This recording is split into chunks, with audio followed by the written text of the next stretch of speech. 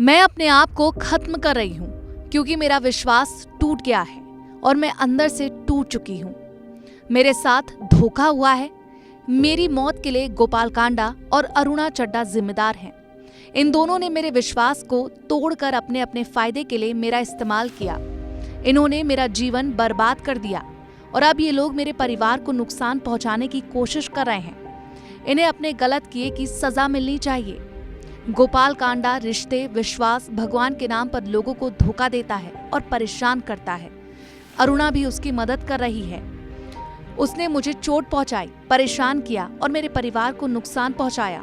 मेरी सबसे बड़ी गलती ये है कि मैंने उन पर भरोसा किया, जो अब मेरी जान की कीमत चुकानी पड़ रही है।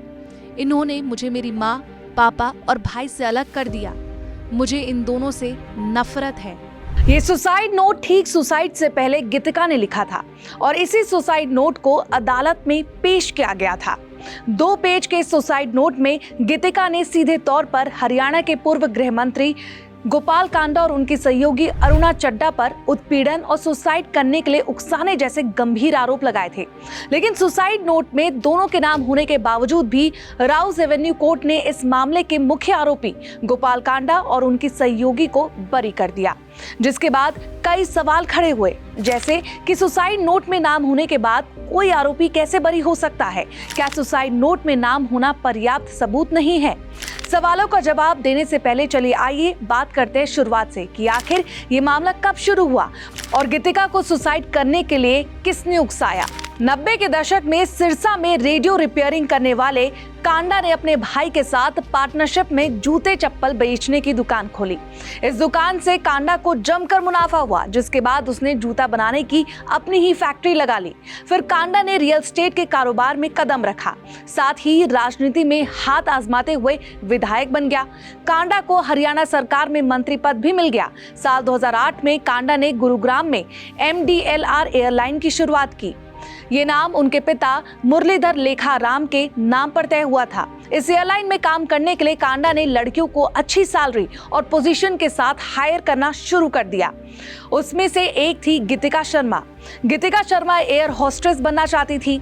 दिल्ली के अशोक विहार की रहने वाली गीतिका को 18 साल से भी कम उम्र में कांडा ने साल 2008 में अपनी एयरलाइन में भर्ती कर लिया था। गीतिका को ट्रेन कर कैबिन क्रू का लेटर दिया गया। कांडा को पहली नजर में बेहद सुंदर गीतिका ऐसी भा गई कि महज 6 महीने बाद 18 साल की होते ही उसे एयर होस्टेस बना दिया गया। इसके बाद कुछ विवाद होने पर एयरलाइन कंपनी को बंद करना पड़ा, लेकिन गीतिका की तरक्की होती रही और महज 3 साल में वह कंपनी की डायरेक्टर बन गई। इस तेज रफ्तार तरक्की के बीच किसी बात पर कांडा और गीतिका की अनबन हो गई। गीतिका ने कांडा से दूरी बनाई और नौकरी करने के लिए दुबई पहुंच गई। आरोप है कि यहाँ से कांडा ने गीतिका का मानसिक उत्पीड़न शुरू किया। कांडा ने अपने राजनीतिक रिश्तों के दम पर गीतिका को दुबई की नौकरी छोड़कर भारत लौटने पर मजबूर किया। आरोप है कि दिल्ली वापस आने पर भी कांडा गीतिका के पीछे लगा रहा। इसी वजह से गीतिका इतने मानसिक दबाव में आ गई कि उसने सुसाइड जैसा कदम उठा लिया। 5 अगस्त 2012 की सुबह गीतिका ने अपने कमरे में चुन्नी के सहारे पंखे से फांसी लगा ली। गीतिका के कमरे में मिले सुसाइड नोट में कांडा को मौत के लिए जिम्मेदार बताया गया। 8 अगस्त 2012 को MDLR मैनेजर अरुणा चड्ढा को गिरफ्तार किया गया, जबकि कांडा को फरार घोषित कर दिया गया। 9 अगस्त 2012 को पुलिस ने कांडा के खिलाफ लुक आउट नोटिस जारी किया और 18 अगस्त को केस में पुलिस का दबाव बढ़ा तो विधायक गोपाल कांडा ने अशोक विहार थाने में सरेंडर कर दिया। कांडा को करीब 18 महीने जेल में रहना पड़ा। इसी बीच अपनी बेटी की मौत के बाद गीतिका की मां अनुराधा शर्मा ने ठीक गीतिका की मौत से 6 महीने बाद 16 फरवरी 2013 को उसी कमरे में उसी पंखे से लटक कर आत्महत्या कर ली, जहां गीतिका ने आत्महत्या की थी। और अब 11 साल बाद दिल्ली की राउज एवेन्यू कोर्ट ने गोपाल कांडा को बरी कर दिया है।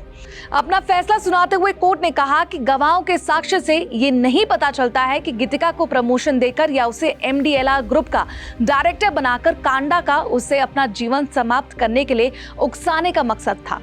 ये रिकॉर्ड पर साबित हो चुका है कि आरोपी व्यक्तियों ने प्रत्यक्ष या अप्रत्यक्ष रूप से गीतिका को आत्महत्या के लिए उकसाने का कोई काम नहीं किया है।